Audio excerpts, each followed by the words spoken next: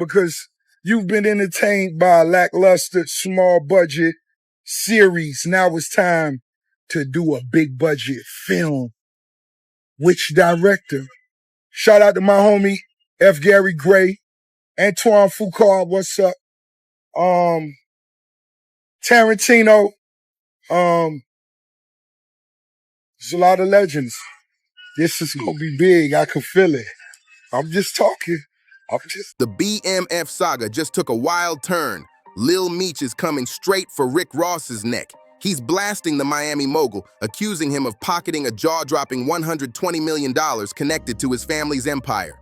Insiders whisper Ross locked down a mega deal under the BMF banner, allegedly cutting Lil Meech out completely while stacking up off the blood, sweat, and hustle his father built from scratch.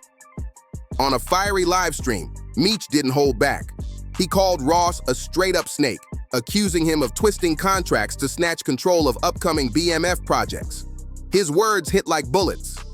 You don't eat off another man's struggle and call yourself a boss. Fans were left in pure shock.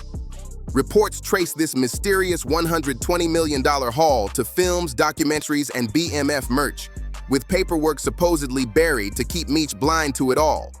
Meanwhile, Ross is keeping quiet, but the internet is on fire. Some backing Meech, while others salute Ross for playing the game cold-blooded.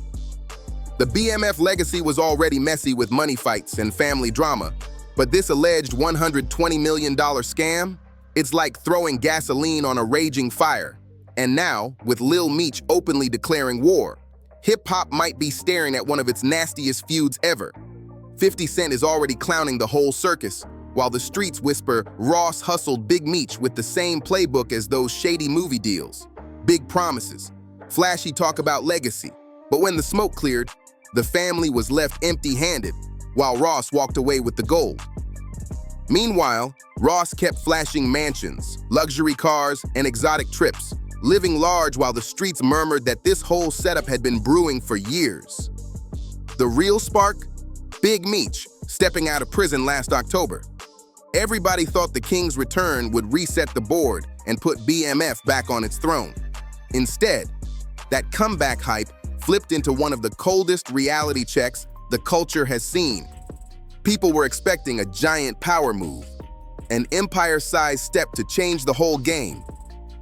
Then suddenly, Ross popped up, talking heavy, selling dreams of a $120 million movie, massive projects, and huge contracts.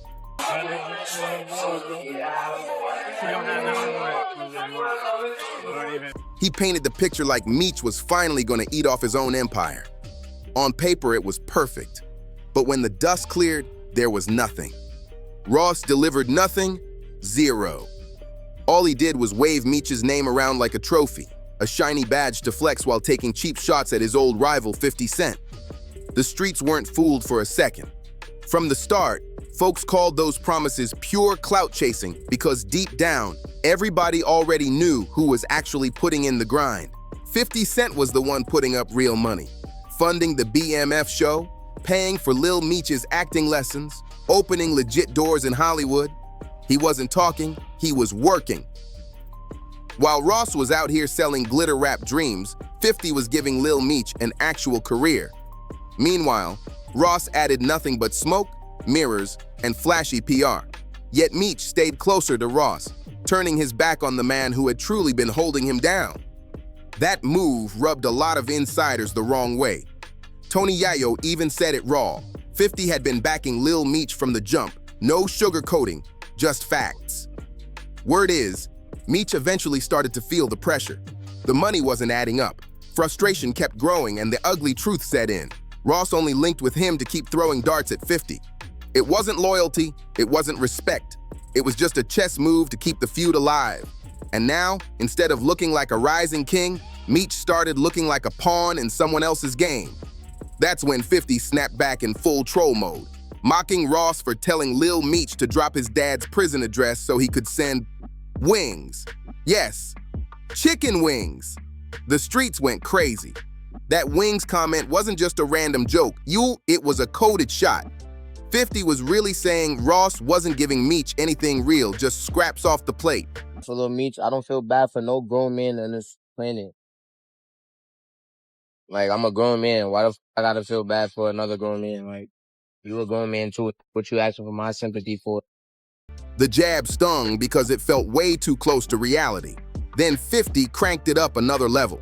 He started dropping explosive claims about Lil Meech's private struggles. He said he personally sent Meech to rehab, claiming the kid was showing up on set high, even throwing up during a weapons test because he couldn't keep himself together. And if that wasn't enough, there was the wild story about whippets found in Meech's truck. These weren't lightweight jokes. They were full-on bombs designed to tear down his image, strip away the shine, and remind everyone who really had the power in this feud. 50 even laughed about it, saying he had to Google what whippets were just to show how out of pocket the whole situation was. He painted himself as the grown man in the room, the one trying to guide Lil Meech onto the right track, while Ross and Big Meech were hyping up the same habits that could destroy him. 50 framed himself like the protector of the legacy, while Ross and Big Meech came off reckless with the empire they should have been guarding. And the craziest part? After all of that, Lil Meech still rolled with Ross, spotted in clubs, smiling for the cameras, acting like nothing was wrong at all. That move had the whole culture shaking their heads, clowning the Big Meech legacy, saying his bond with Ross cracked way faster than anybody expected. Then came another voice, turning the volume all the way up. Michael Rainey Jr., 50's own power star, jumped in bold and said flat out he didn't feel sorry for Lil Meech or Big Meech because, in his words, grown men should have seen this coming. That statement didn't just sting, it exploded online like throwing gas on open flames. The clip went viral in minutes, and word is 50 doubled down after seeing it, backing Rainey's words and pushing the narrative that the Meech camp looked weak, unprepared, and falling right into the wrong hands. I'm gonna address this because I'm not trying to let nobody trick me off the streets. But I never folded, never told, never will. Death before dishonor, always with me. So I'm doing this for my loved ones and the support of my friends and family. And truth be told, Ross leaving people hanging isn't even new. Allegedly, he pulled the same stunt on his own squad in Canada, dipped out while his guys got jumped, then later spun it like it was some kind of strength test. Cold-blooded moves dressed up as leadership. Classic Ross. People been calling his playbook shady from day one. Even Whack 100 couldn't stay quiet. He called Ross the real villain behind the curtain, saying Ross was never a genuine friend to Big Meech, just using him as a pawn to keep jabbing at 50. Because if Ross was truly serious about helping, he would have kept things quiet, locked down the business in private, and built something solid with Meech instead of parading him around like a trophy. But Ross couldn't resist. He made it about his shine, his ego, his stage. That alone told the whole story. Ross was never in it for Meech, he was in it for himself. He knew the play before he even ran it. He hyped Meech up with talk of stacked millions, empires, and movie deals, but all it really did was boost Ross's own clout. Low-key, he flipped the script, turning Meech against 50 Cent, the only one who was actually holding him down. And when the smoke cleared, there was nothing solid, nothing real. Ross went ghost on Meech. No follow-ups, no moves, no money. The hype faded fast, and suddenly everyone could see Ross only pushes plays that fill his pockets. Meech wasn't part of that plan anymore. Word on the street even says Ross was the one behind canceling Meech's welcome home benefit. At first, people pointed fingers at 50, but insiders swear otherwise. Ross didn't want Meech making a major comeback at all. He wanted him sidelined, out the spotlight, while Ross played the social media hero. That's not business. That's betrayal, swapping loyalty for clout.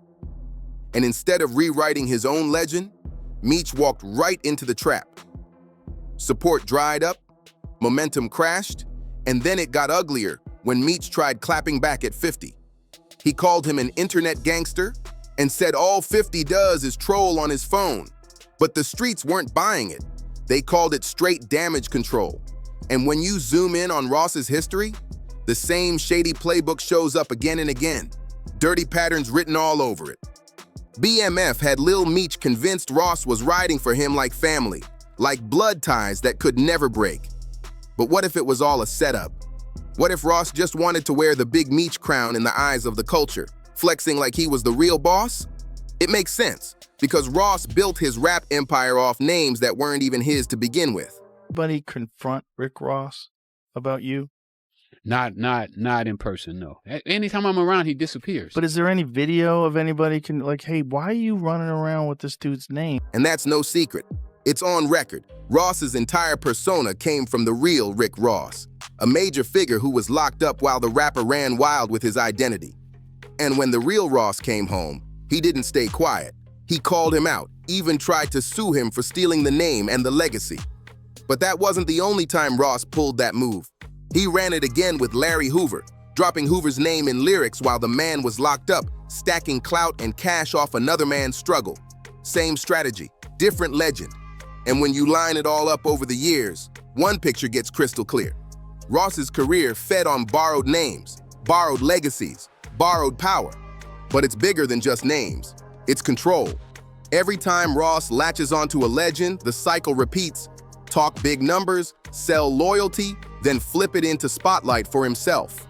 Insiders say he's less a partner and more a parasite, draining energy, stacking followers, then vanishing once the shine fades. With Big Meech, the play felt scripted from day one. Ross promised the world $120 million movies, empire projects, a brand new BMF chapter.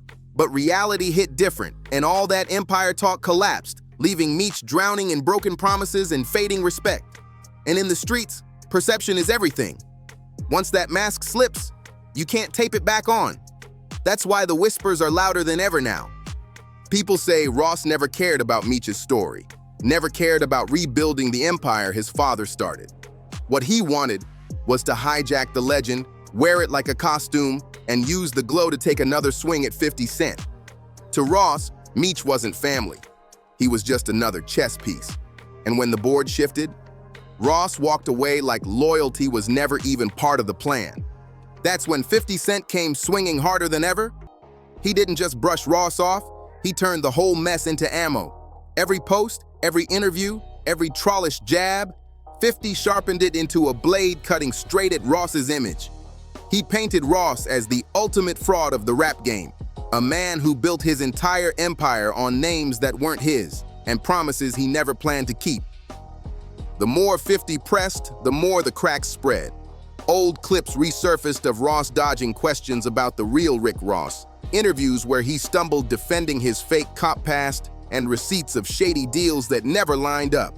Fans ate it up because nothing hits harder than watching a hyped-up image deflate right in front of the world.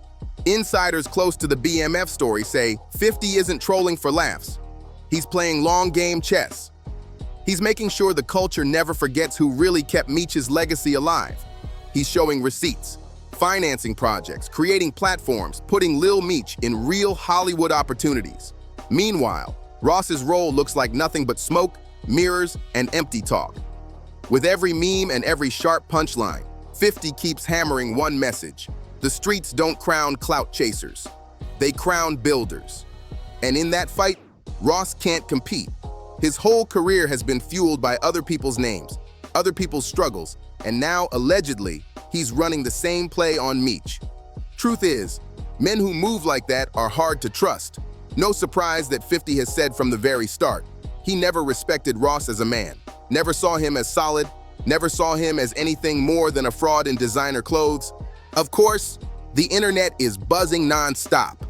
One viral comment slammed Ross, saying, "Rick Ross is a fraud." Another fan said straight up, "Ross messed himself up bad." Reactions keep pouring in, some calling it outright exploitation, others brushing it off as just the way the game works. But the real question hangs heavy. Was Ross plotting on Meech from the jump, or did Meech blind himself chasing the glitter Ross dangled in front of him? Ross stepping into the BMF legacy was never about Meech. It was about clout.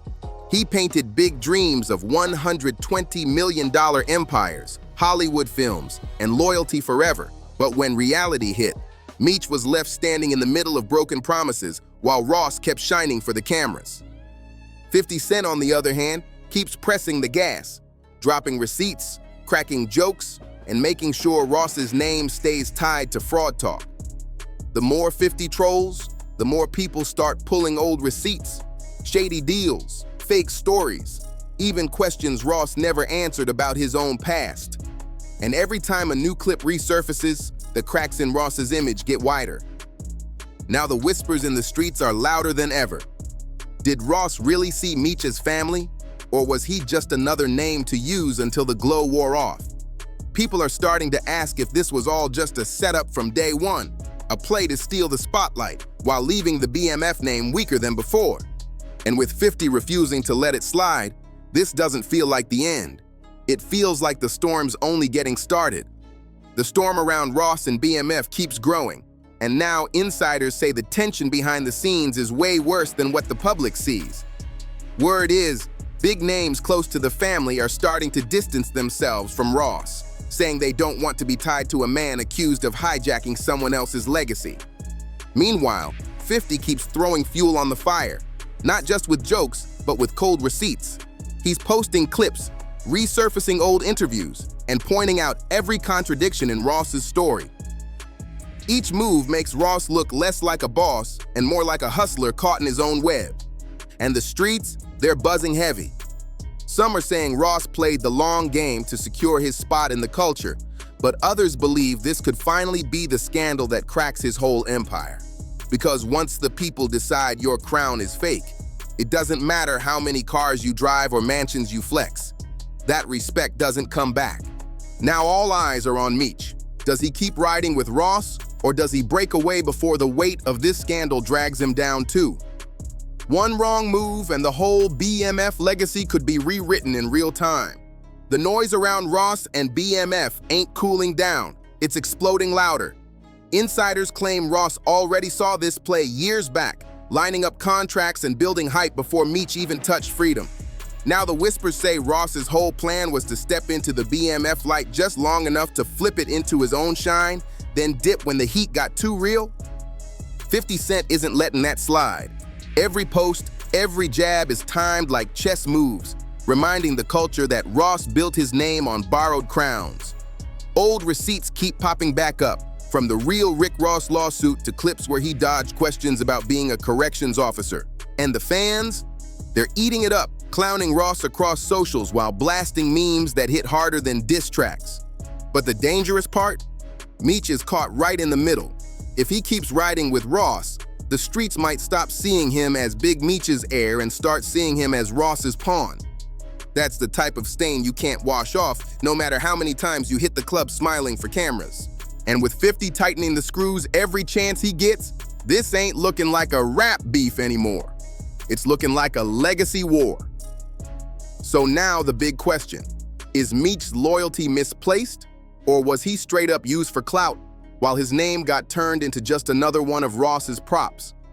In this game, trust and betrayal run side by side, and one wrong move can flip a legacy upside down overnight. Now it's your turn. Drop your thoughts below. Was Ross just running another hustle? Or did he purposely leave Big Meech out in the cold to boost his own shine? And don't forget, smash that like button, subscribe, and share this video before the next bombshell hits. Turn on notifications too, because the next expose is coming fast, and you don't want to miss it.